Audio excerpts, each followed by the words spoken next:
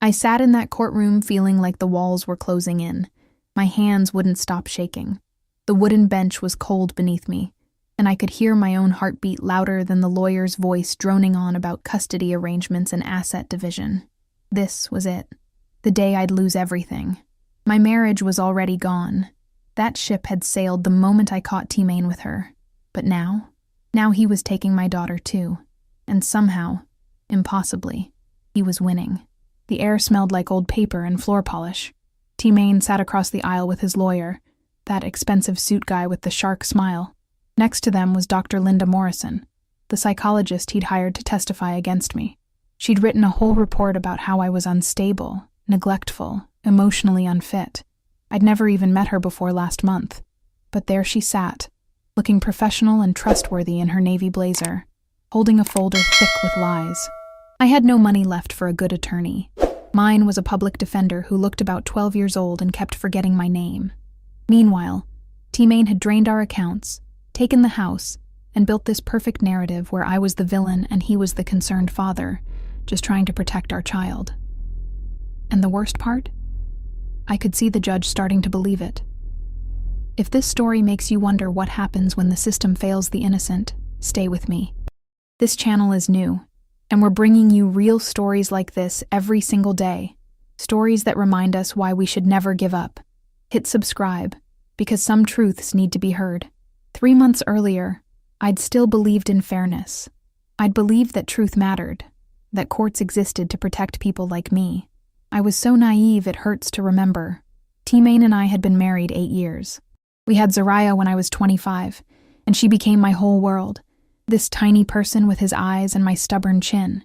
For a while, we were happy. Or I thought we were. T-Main worked in sales, traveled a lot. I worked part-time at a medical office and took care of everything at home. Standard stuff. Normal life. Then came the distance. The late nights. The phone calls he'd take in the other room. I'm not stupid. I knew something was wrong. But when I asked, he'd flip it on me. Say I was paranoid, jealous, suffocating him. He had this way of making me doubt my own eyes. The day I found the messages on his iPad, he didn't even try to deny it. He just looked at me with this cold expression I'd never seen before and said, "I want a divorce." Within a week, he'd moved out. Within 2 weeks, I couldn't access our bank accounts. Within a month, he'd filed for full custody of Zariah and painted me as an unfit mother in legal documents I could barely afford to respond to. That's when Dr. Morrison entered the picture, his star witness. She'd done a comprehensive evaluation based on, and I'm not kidding, 2 conversations with T-Main and 0 with me. Her report said I had borderline personality disorder, that I was manipulative and violent, that Zariah was afraid of me. None of it was true, but it was in writing, signed by someone with credentials. My daughter was 7 years old. She asked me every night when Daddy was coming home, why we had to move to a smaller apartment, why I cried in the bathroom when I thought she couldn't hear. I had no answers that wouldn't break her heart even more. The preliminary hearing had gone badly. The judge, this older man with gray hair and reading glasses, had listened to Dr. Morrison's testimony with this grave, concerned expression. He'd looked at me like I was already guilty. T-Main's lawyer had hammered every point: the unstable home environment, my emotional outbursts, my inability to co-parent effectively. My lawyer had objected twice. Both times he sounded uncertain. I'd gone home that night and sat in Zariah's room after she fell asleep, watching her breathe, wondering how many more nights I'd get to do this. The nightlight cast shadows shaped like stars across her ceiling. She'd drawn a picture that day in school, our family, all 3 of us holding hands. She'd given it to me at dinner and said, "I made this before, when we were happy." That's when I knew I was going to lose her. The final hearing arrived like an execution date. I'd barely slept in weeks. My sister had offered to come with me, but I'd told her no. I couldn't stand the thought of her watching me lose. So I sat alone on my side of the courtroom, while T-Main's side filled up with his parents, his brother, even some co-workers there to testify about what a devoted father he was. The judge called the session to order. My lawyer shuffled his papers. T-Main's lawyer stood up with this confident smile and started his closing argument. He talked about stability, about T-Main's steady income and large home, about how I'd abandoned our marital residence. Never mind that T-Main had changed the locks. About Dr. Morrison's expert opinion that Zariah needed to be removed from my care immediately. I watched the judge's face. He was nodding along. Dr. Morrison took the stand again to reinforce her conclusions. She spoke in this calm, clinical voice about attachment disorders and environmental stressors. She said she was concerned for Zariah's well-being. She recommended supervised visitation for me at most. My lawyer asked her a few weak questions about her methodology. She answered smoothly, like she'd rehearsed. Probably had. Then T-Main testified. He talked about how much he loved Zariah, how worried he was about her, how he just wanted what was best for his daughter. He even teared up a little. The performance was flawless. When it was my turn to speak, my voice came out small and shaky. I tried to explain what had really happened. The infidelity, the financial abuse, the way he'd systematically isolated me and destroyed my credibility. But without proof, without money for investigators or expert witnesses, I just sounded desperate. The judge asked me a few questions. His tone was patient but skeptical, like he was humoring me. Then he said the words I'd been dreading. "I'm prepared to issue my ruling." The room went silent. I could hear the clock ticking on the wall. My lawyer put his hand on my shoulder. Meant to be comforting, I guess, but it just felt like pity. The judge cleared his throat and began. Having reviewed all testimony and evidence presented, the courtroom door opened. Everyone turned. A bailiff stepped in, looking confused, and behind her was Zariah. My daughter stood in the doorway in her purple dress, the one with the flowers she'd insisted on wearing that morning. She was supposed to be at school. My sister was supposed to pick her up after, but there she was, small and scared and holding something in her hands. "Zariah?" I half stood, my heart lurching. "Baby, what are you—" "Your Honor." Zariah's voice was tiny but clear. "I need to show you something. Something Mommy doesn't know about." The judge frowned. T-Main's lawyer started to object, but the judge held up a hand. "Young lady, this is highly irregular. How did you—" "Please," Zariah said, and her eyes were full of tears. "It's important. It's about my daddy." The room went dead silent. I looked at T-Main. For the first time all day, he didn't look confident. He looked pale. "What do you have there?" the judge asked gently. Zariah held up an old tablet, the one that had been hers, the one with the cracked screen that barely worked anymore. "A video," she said. "I didn't mean to record it, but I did." My mind raced. What video? When? The bailiff took the tablet from Zariah and brought it to the judge. He looked at it, then at the lawyers, then at Zariah. "When was this recorded?" 2 weeks ago, Zariah said. She was crying now, silent tears running down her cheeks. "I was playing games on my old tablet at Daddy's house. I left it on the couch, but it was recording. I didn't know until I found it yesterday." The judge plugged the tablet into the courtroom's display system. "I'm going to view this. If it's relevant to these proceedings, we'll proceed accordingly." He pressed play. The video was shaky, filmed from a couch cushion at an angle that showed part of T-Main's living room. The audio was muffled but clear enough. At first, it was just empty room, the sound of voices in another part of the house. Then T-Main walked into frame. He wasn't alone. Dr. Linda Morrison was with him, not in her professional blazer, in casual clothes, laughing at something he'd said. They sat down on the couch, close together. Too close. My stomach dropped. "So the hearing's in 2 weeks," T-Main was saying on the video. "You sure your report's airtight?" "Relax." Dr. Morrison's voice, smooth and amused. "I've done this before. The judge will eat it up. Borderline personality disorder, emotional instability, the whole package. She doesn't have the money to fight it. And there's no way it comes back on you? How could it? I'm a licensed psychologist giving my expert opinion. The fact that we're together is irrelevant. No one knows, and no one will." T-Main laughed, but it was an ugly sound. "God, she's so stupid. She actually thinks she has a chance." "Most of them do," Dr. Morrison said. She leaned her head on his shoulder. "It's almost sad. But hey, that's how you and I met, remember? Your buddy needed someone to testify against his ex. I helped him out, you helped me out, and here we are." On screen, T-Main kissed her.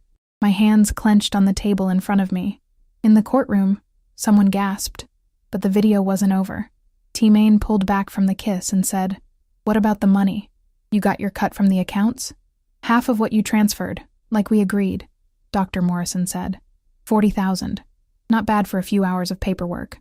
Worth it to get rid of her, Tmain said. And once I have full custody, I can sell the house, take Zariah's college fund. Hell, I can do whatever I want. She won't be able to stop me. What about Zariah, though? Dr. Morrison asked. You actually planning to keep her? Tmain shrugged. On camera, he actually shrugged. For a while, until it's inconvenient. Then maybe boarding school or something. I don't know. I didn't have a kid to be a dad. I had a kid because that's what you do. But she's useful now for making Nala look bad. My daughter's voice came from somewhere off camera in the video, small and distant. Daddy? Both of them froze on screen. Shit, Tmain muttered. I thought she was asleep. Want me to check? Dr. Morrison asked. No, just, let's go to the bedroom. She won't come in there. They got up and left the frame. The video continued for another minute of empty room before it cut off. The courtroom was dead silent when the video ended. I couldn't breathe. I couldn't think. I looked at Zariah, who was standing next to the bailiff, tears streaming down her face. I didn't know what it meant at first, Zariah said, her voice breaking. But then I heard them say Mommy's name, and I knew Daddy was being bad. So I kept the tablet hidden and I brought it today because I don't want Mommy to go away. I want to stay with Mommy. The judge's face had gone from neutral to stone. He looked at Tmain. Counselor, I need to speak with your client. Now. Tmain's lawyer was stammering, trying to form words. Tmain himself had gone from pale to gray. Dr. Morrison was already standing, gathering her things, trying to leave. Dr. Morrison, the judge's voice cracked like a whip. Sit down. Bailiff, no one leaves this courtroom. Everything that happened next felt like a fever dream. The judge called a recess and had the video authenticated by the court's tech staff. It was real. Metadata confirmed it was filmed 2 weeks ago on Zariah's tablet, unedited. The judge then called both lawyers into chambers. They were gone for 20 minutes. When they returned, Tmain's lawyer looked like he'd seen a ghost.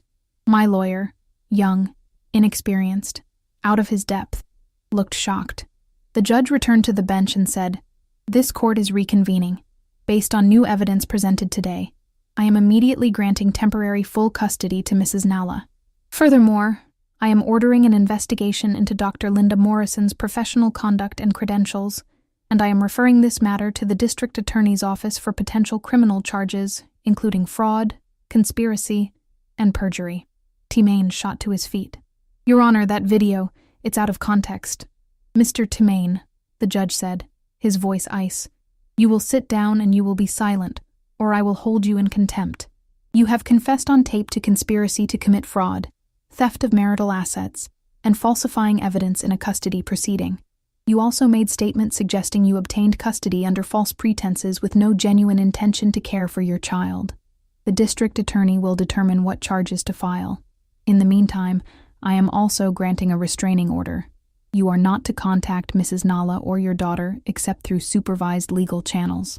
Dr. N. Morrison tried one more time to leave. The bailiff stopped her at the door. She started talking fast, trying to explain, but the judge cut her off. Dr. Morrison, you have committed perjury in my courtroom, and by your own admission on tape, have engaged in a pattern of falsifying expert testimony for financial gain. You will surrender your credentials to the State Licensing Board, and you will remain available for questioning by law enforcement. Bailiff, please escort her out and notify courthouse security she's not to leave the building. It happened so fast. Tmain was shouting. His lawyer was trying to calm him down. Dr. Morrison was being led out in tears, her professional life crumbling in real time. My lawyer was shaking my hand, saying something I couldn't quite hear over the ringing in my ears. And Zariah ran to me. I caught her and held her so tight I was afraid I'd break her. She was sobbing into my shoulder, saying, I'm sorry, Mommy, I'm sorry, over and over. Baby, I managed to choke out, you have nothing to be sorry for. You saved us. You saved me. She pulled back to look at me, her face red and wet. I was so scared.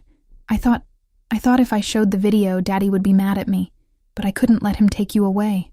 You were so brave, I said, and I meant it with every atom of my being. You were so brave. The judge called us back to attention one more time. He looked at Zariah with something like wonder.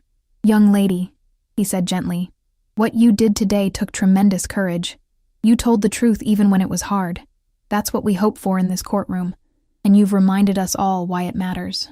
Zariah nodded, still crying, still holding on to me like I might disappear. The judge issued his final orders: full custody to me pending a more thorough hearing, which he said was now a formality. Timaine was to have no contact with Zariah until a psychological evaluation and supervised visitation plan could be established, if ever.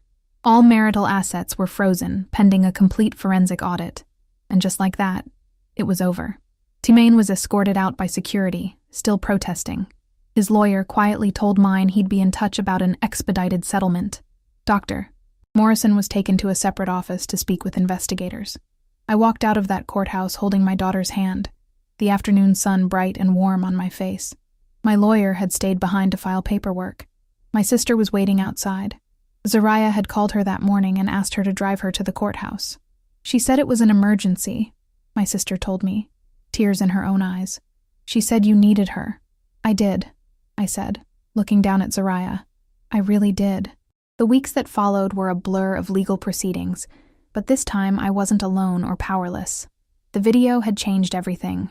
Timaine's assets were unfrozen and divided. I got my fair share, and then some as restitution.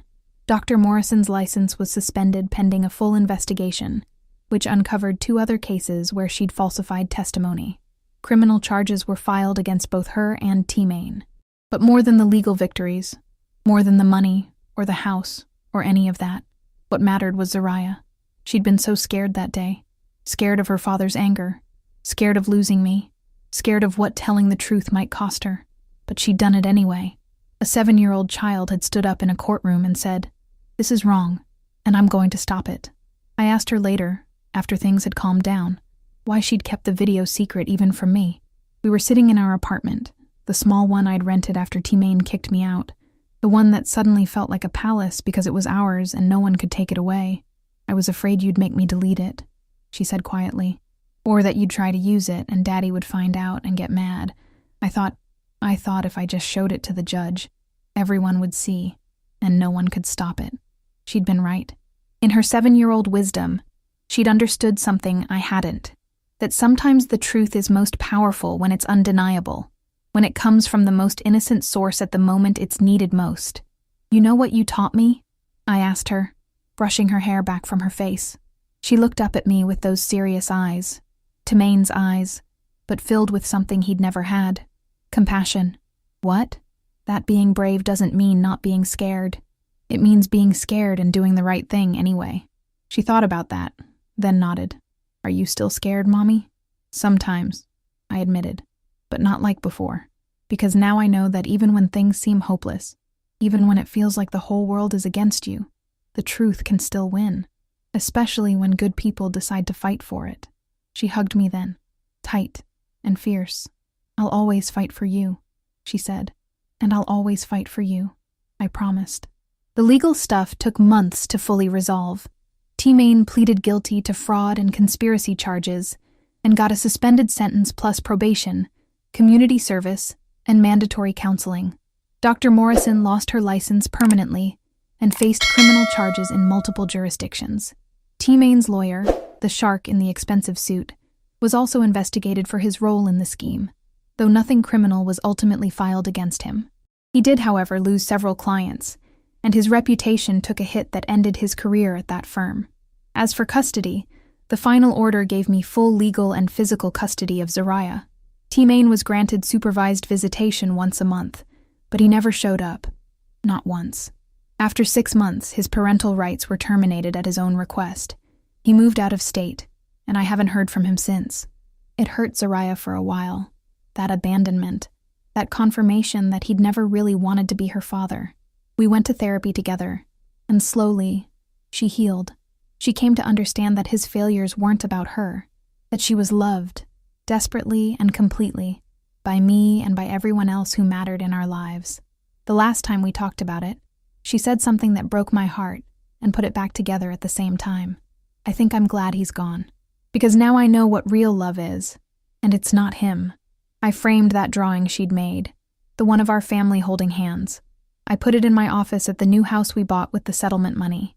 It reminds me every day of what we had, what we lost, and what we fought to keep. but I also framed something else. A photo from that day in court. My sister had taken it on her phone right after we walked out. It shows me and Zariah on the courthouse steps, both of us crying, both of us smiling, holding on to each other like we'd never let go. Because we won't. Whatever comes next. And I know there will be hard days ahead, because life is full of them. We'll face it together. A mother and daughter who learned that courage isn't the absence of fear, but the decision to stand up and speak truth, even when your voice shakes. Especially then. If this story shook something loose in you, if it reminded you that the truth can still matter even when everything feels rigged against it, then maybe share it with someone who needs to hear that today. Maybe it's someone going through their own custody battle, or someone facing down a system that seems determined to crush them, or maybe just someone who's forgotten that good people still exist in this world. We're all Zariah sometimes. Small, scared, holding evidence of truth that feels too dangerous to share. But we're also all capable of walking into that courtroom, of saying, this is wrong, of refusing to let injustice win, just because it's easier to stay silent. This channel exists because stories like this need to be told, because somewhere out there, someone is sitting in their own courtroom, literal or metaphorical, thinking they've already lost. And maybe, just maybe, they need to hear about a 7-year-old girl who refused to let that be the end of the story. So subscribe. Share these stories. Let them remind you that kindness and courage still exist, that truth still has power, that even in our darkest moments, hope isn't just wishful thinking. It's a choice we make every single day to keep fighting for what's right. Some stories deserve to be heard. This is one of them.